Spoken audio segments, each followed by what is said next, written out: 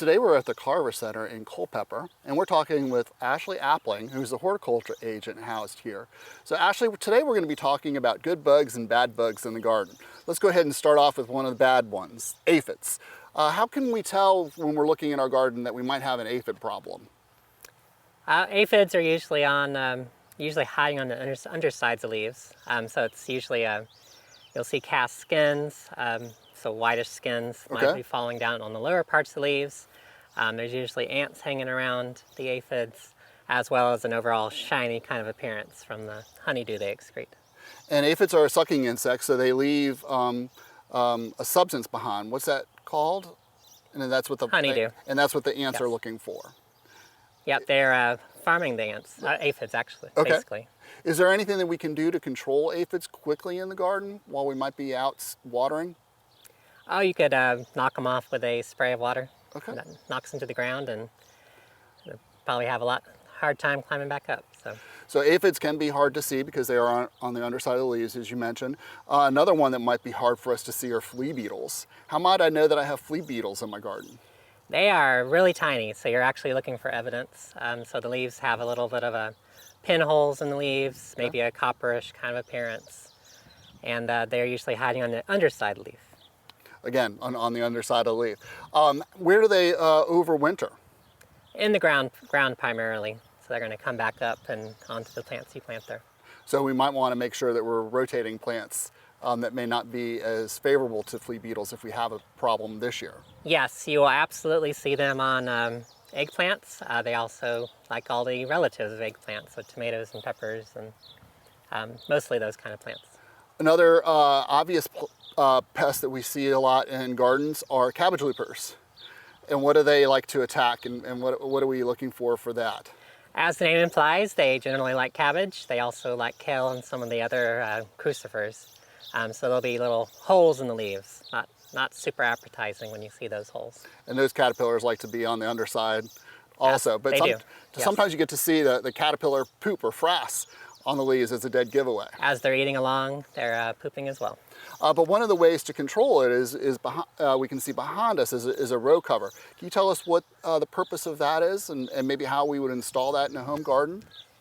Absolutely. Those are used for exclusion. So the moths flying around, they're looking for the cabbage or the kale, and they can't get to it. So you can use either metal pipes. We're using PVC pipes that are bent over to install the row cover on top.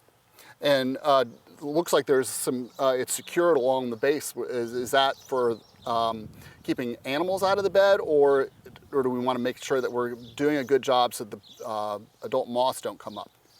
The moths mostly. I guess some animals, little rabbits could sneak in there as well, mostly for the moths.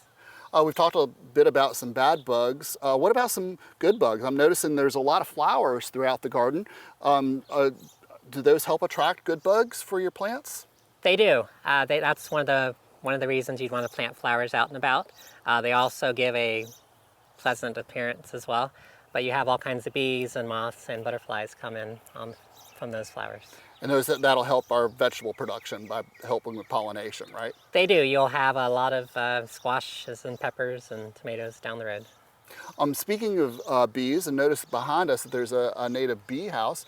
Is that another way to attract pollinators for your garden? Yes, those are very good for the native bees and some of the bumblebees and some of the more solitary bees that are native to our area. So not the honeybees? Correct. You'll have to have a beekeeper nearby or your own beehive for that. We're filming this in June, and right now we're getting a lot of emergence of Japanese beetles. Are they all Japanese beetles that we're seeing? And how can we see that they're causing a problem in our garden? Not all of them are Japanese beetles. We do have Japanese beetles out and about. There's a larger June bug as well. Okay. It's maybe twice as big as the Japanese beetle, more of a dullish kind of green-brown color. We also have some native good beetles out and about, especially if you have dog's bane in your vegetable garden. It's a relative of butterfly weed, so it has a similar flower if you're looking between the two species. We typically lump them all together and call them a lot like June bugs, but they're emerging. So can you talk a little bit more about their life cycle? Yes, they're the white grubs you might see out in your lawn. Okay. So they're eating the roots of the roots of your grasses. Similar size, those little nasty little grubs you see out and about. So.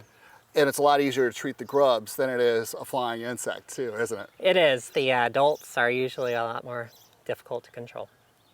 Well, thank you so much for giving us some information about the good bugs and the bad bugs we might find in our home garden. You're welcome. For more information about bugs, contact your local extension office and talk to a master gardener. For From the Ground Up, I'm Ed Olson. See you next time.